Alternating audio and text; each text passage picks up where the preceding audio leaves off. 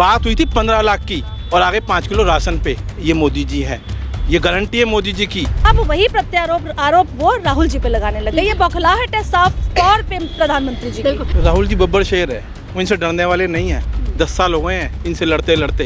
अकेली ताकत है राहुल जी जो इनसे लड़ रहे हैं। मोदी जी उनके मुकाबले कुछ में नहीं है, एक जुमलेबाज है सिर्फ। रंग भेद, जाति भेद, धर्म भेद, यही तो मोदी जी को आता है। ये हिंदू है, ये मुसलमान है, ये क्रिश्चियन है। हमने तो बचपन से सुना और याद रखा और पढ़ा, हिंदू मुस्लिम सिख ईसाई आपस में है भाई भाई। हमें तो भेद नहीं नजर आता। ये भेद मोदी जी ला रहे हैं। चुनाव 2024 की लड़ाई चौथे चरण आते आते अब उद्योगपति पर आ गए। लगातार पहली बार 10 साल में प्रधानमंत्री मोदी जी ने अडानी अंबानी का नाम लिया और सीधा हमला राहुल गांधी पे किया कि राहुल गांधी अब नाम नहीं ले रहे, शायद उन पे काला धन पहुंच गया है। लेकिन जवाब भी बहुत तरफा मिला है। राहुल गांधी ने एक बड़ा हमला कर दिया है। अब ये हमलाबाजी किसको फ़ायदा पहुंचाने वाले और क्या चौथे चरण आते आते राहुल गांधी पर जो हमला प्रधानमंत्री मोदी जी ने किया, अब क्या प्रधानमंत्री उसमें खुद फंस गए?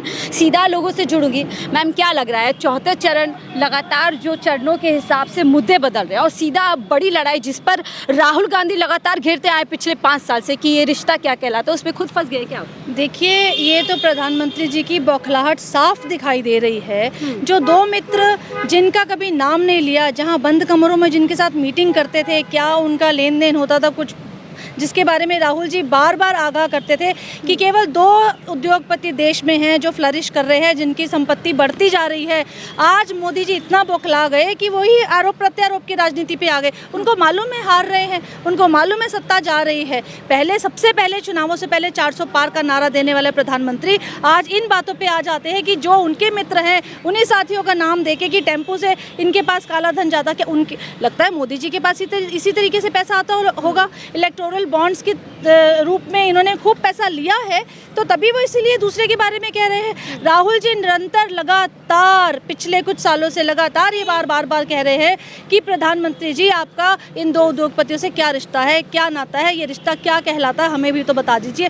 अब वही आरोप वो राहुल जी पे लगाने लगे। ये बौखलाहट है साफ तौर पे प्रधानमंत्री जी। बिल्कुल। इस बयान से 2 बातें सामने आती है। पहली कि राहुल गांधी पर हमला कर दिया है कि पहली बार नाम लिया है, और दूसरी ये बात आती है कि काले धन की जिसकी बोला गया था, नोटबंदी की गई और तमाम दावे किए गए थे कि काला धन देश से खत्म हो गया, लेकिन आप काले धन की बात खुद ही कर रहे हैं। तो क्या जो दावा किया था वो खोखला नजर आ? बिल्कुल खोखले दावे थे। अपने मुंह से ही उन्होंने कह दिया कि 15 लाख रुपए देने का एक जुमला था चुनावों के समय, वो जनता को बिल्कुल हल्के में लेते हैं। नोटबंदी की कि काला धन वापस आएगा, 15 लाख तुम्हारे बैंक के अकाउंट्स में जमा होगा। कहाँ है काला धन? देश में वापस तो कुछ नहीं आया। इतने लोग खड़े, पूछ लीजिए किसी के अकाउंट में 1 रुपया भी आया हो प्रधानमंत्री जी की तरफ से? 15 लाख तो बहुत दूर की बात है। नोटबंदी करके महिलाओं की छोटी छोटी जमा पूंजी जो सबने जोड़ के रखी थी अच्छे बुरे दिनों के लिए, वो भी निकलवा के बैंकों में डलवा दी और सब लोग लाइनों में लगे रहे और कुछ लोग बेचारे इसी उम्मीद में थे कि पैसा हमारा हमें वापस मिल जाए। तो इस तरीके की जो नीति और नीयत प्रधानमंत्री जी की है वो साफ तौर पर हार रहे हैं। इंडिया गठबंधन सरकार बना रहे हैं और हमारे राहुल जी जीत रहे हैं। क्या लग रहा है कांग्रेस की पिच पर ही आ गए प्रधानमंत्री मोदी जी? जो पिच कांग्रेस ने बिछाई थी शुरू से अंबानी अडानी का नाम लेकर के, अब उसी में फंसते नजर आ रहे हैं? जी बिल्कुल, आप कह सकते हैं, क्योंकि पहले क्या था कि मोदी अपनी पिच पे लेके आते थे। इस बार पहली बार देखने को मिला है कि किस तरह के विपक्ष अपनी पिच पे मोदी जी को लग रहा है। इससे साफ दिख रहा है कि हवा बदल रही है और ऐसी हवा बदलेगी कि हवा में उड़ते हुए सब नजर आएंगे और इंडिया गठबंधन जोर शोर से फुल बहुमत से विजय प्राप्त करेगा। जिस राहुल गांधी पे करोड़ों रुपए खर्च करते थे पप्पू की इमेज बनाने में, आज खुद अमित शाह लेकर के प्रधानमंत्री मोदी जी सीधा ये बता रहे हैं कि जो लड़ाई है वो राहुल वर्सेस मोदी है। देखो जी, उनको कुछ तो मुद्दा बनाना है। मुद्दे उनके पास ख़त्म हो गए हैं। वो क्या कहते हैं, राम मंदिर उनका ख़त्म हो गया है। अब वो एक गाय और भैंस का आ गया कि भैंस चुरा के ले जाएंगे। ऐसे बहुत से मुद्दे हैं। जब उनके सारे मुद्दे ख़त्म हो गए, उन्होंने सोचा कि अब एक ऐसा मुद्दा लाया जाए जिस पर कुछ हो सकता है, लेकिन इस पर भी कुछ नहीं होगा। राहुल जी हैं, राहुल जी रहेंगे और देश के आने वाले प्रधानमंत्री राहुल जी रहेंगे। राहुल जी रहेंगे। जी, आप क्या कहेंगे जो हमला किया है प्रधानमंत्री मोदी जी ने राहुल पे, लेकिन राहुल ने भी बाकायदा बड़ा अच्छा जवाब दिया? राहुल जी बब्बर शेर है, वो इनसे डरने वाले नहीं है। 10 साल हो गए हैं इनसे लड़ते लड़ते। अकेली ताकत है राहुल जी जो इनसे लड़ रहे हैं। मोदी जी उनके मुकाबले कुछ में नहीं है, एक जुमलेबाज है सिर्फ। बात हुई थी 15 लाख की और आगे 5 किलो राशन पे। ये मोदी जी है, ये गारंटी है मोदी जी की। बात होती है मंगलसूत्र पे ले आते हैं। इतने हमने कई प्रधानमंत्री देखे हैं, लेकिन इन जैसा प्रधानमंत्री हमने आज तक नहीं देखा। एक स्टैंडर्ड हुआ करता था पीएम का, उससे बिल्कुल नीचे आके राजनीति कर रहे हैं। इतनी घिनौनी राजनीति। हिंदू मुसलमान इनके पास मिलेगा आपको, हिंदू मुसलमान से हट गए क्योंकि हिंदू पता लग गया लोगों को कि हिंदू मुसलमान में कुछ भी नहीं है। उसके बाद अब ये सीधा राहुल जी पे आ गए हैं। आपने कहा राहुल गांधी डरते नहीं, लेकिन पीएम मोदी तो जैसे ही रायबरेली से उनका लड़ना तय हुआ कह दिया, जो कहते थे डरो मत, आज डर गए और भाग गए हैं। कहाँ से भागे हैं? कहाँ से अमेठी भागे से। हैं? रायबरेली से लड़ रहे हैं, साउथ अमेठी में से लड़ रहे हैं, पूरा देश उनका है। अरे वो राहुल गांधी जी वो चीज़ है, 7,500 किलोमीटर की पैदल यात्रा की है, ट्रक वाले से मिले, ये अब जोमेटो में काम करते हैं इनसे मिले। एक हमारा प्रधानमंत्री था कि मैं तो फकीर हूँ, फकीर 8,500 करोड़ के जहाज में घूमता, आप उसको फकीर कहते हैं? फकीर 11 लाख का सूट पहनता, आप उसको फकीर कहते हैं? और एक आदमी जो आम जनता से मिल रहा है उस पर आप हमला करते हैं। यही राजनीति रह गई है मोदी जी की। क्या नहीं, परिवार को बचाने के लिए निकले। परिवारवाद, यहाँ से जो इलेक्शन लड़ रही हैं वो क्या है आप ही बताइए। सुषमा स्वराज की लड़की हैं वो, उनका क्या बेस है? और आप परिवारवाद की बात कहते हैं गांधी परिवार को। आप अपने को तो उठा के देखिए, अमित शाह जी का लड़का क्या है ये बताइए आप मुझे, मेरे को पहुँचा दीजिए। आप करोड़ों में खेल रहा है, सट्टा खिलवा रहा है, जुआ को, टोटली जुआ। ये देखिए राजनाथ सिंह के लड़के क्या है, पंकज सिंह, वो परिवारवाद नजर नहीं आता आपको? हिमाचल के हैं वीरभद्र सिंह के लड़के, उनके क्या हैं, वो परिवारवाद नजर नहीं आता? फिर क्या वजह है कि कांग्रेस ही फंसती चली जाती है? तमाम आरोप में सीधा प्रधानमंत्री जो आरोप लगाते हैं, कांग्रेस फंस जाती है और सफाई देने भी आते हैं। क्योंकि राहुल जी के पास वो डमरू नहीं है जुमले वाला, सच्चे इंसान है। इसलिए जनता को अभी धीरे धीरे पता लगेगा कि देश किस तरफ जा रहा है। तब मनमोहन सिंह जी 2014 में प्रधानमंत्री थे, देश पे 15 लाख करोड़ रुपए कर्जा था, आज 2,05,000 लाख करोड़ कर्जा हो गया है। लेकिन मोदी जी तो यही कहते हैं ना कि देखिए जब तक उनकी सरकार रही देश 11वें नंबर पे था, आज 5वें नंबर के अर्थव्यवस्था। इसमें सबसे बड़ा दोष आज मैं मीडिया का ही मानता हूँ, माफ करना आप, मैं आपके ऊपर ब्लेम कर रहा हूँ। मीडिया का बहुत बड़ा दोष है। मीडिया आज जनता इनको माफ नहीं, चौथा स्तंभ कहा जाता है मीडिया इस देश का, माफ नहीं करेगी जनता इन्हें। आने वाले टाइम में बहुत बड़ा दोष दिया जाएगा आप लोगों को।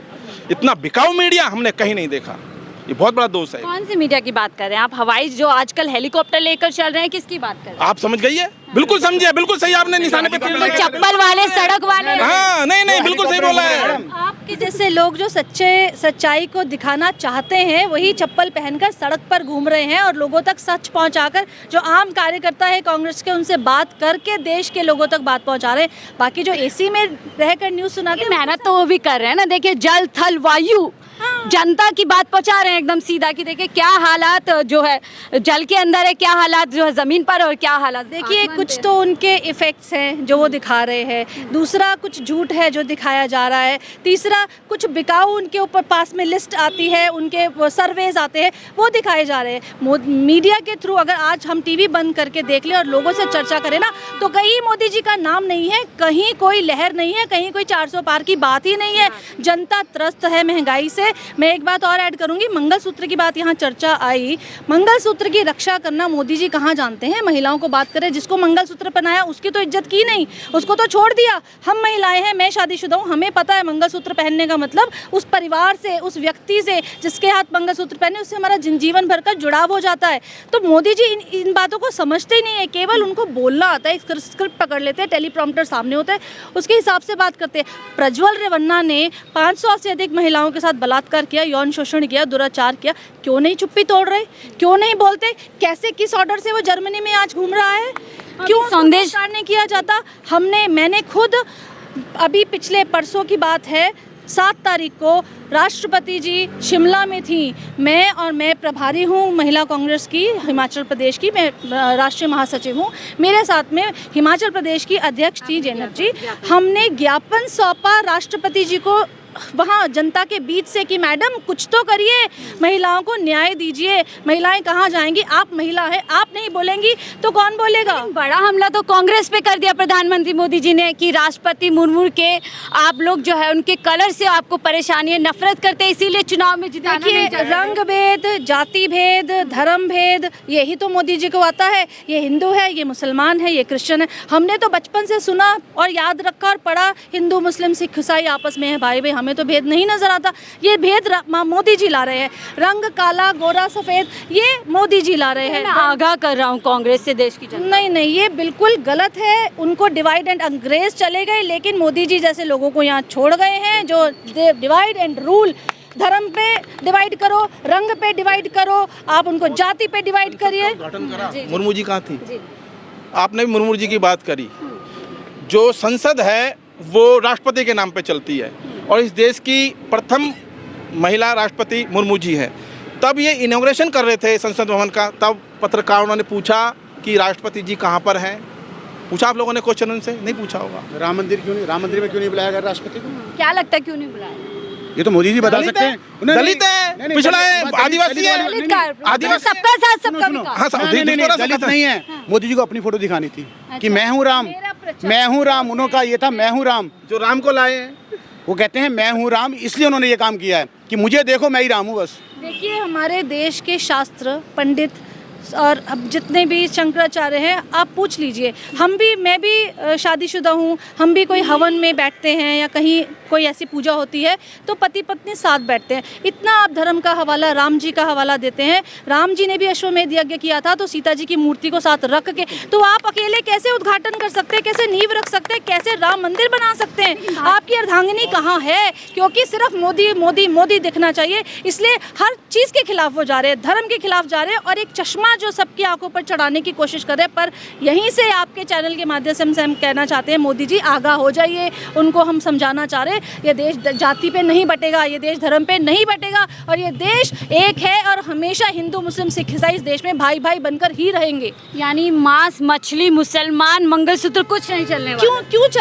क्यों चलेगा जब यहाँ पर हमने बचपन से यही सीखा। हमारे बीच में माँ से महंगाई चलेगी। हमारे यहाँ मुसलमान क्रिश्चियन हिंदू सब खड़े हैं, सब यहीं खड़े हैं, देख लीजिए ना कहाँ है। सब मेरे भाई हैं, हम सब अलग अलग धर्मों। कांग्रेस पे बड़ा आरोप है कि सिर्फ उसको मुसलमान नजर आते हैं। ऐसा तो कुछ नहीं है। मैं हिंदू हूँ ना, मैं कांग्रेस हूँ, मैं जय सिया राम बोलती हूँ, लेकिन मैं हिंदू भी हूँ, मैं कांग्रेसी भी हूँ। मैं तो यही कह रहे हैं कि अगर देश में रहना होगा तो जय श्री राम कहना होगा, वरना पाकिस्तान। जय सिया राम, जय माता दी। मैं हर धर्म का जो है इज्जत करती हूँ, मैं हर धर्म में भरोसा रखती हूँ, लेकिन मेरी अपनी जो मान्यता है मैं उसमें भी विश्वास रखती हूँ। मैं मोदी जी का मड़ा हुआ मान्यता को नहीं मानूंगी। मेरा मन होगा मैं अयोध्या जाऊंगी, मेरा मन होगा मैं वैष्णो देवी जाऊंगी। मैं अभी पिछले महीने वैष्णो देवी होके आई हूँ।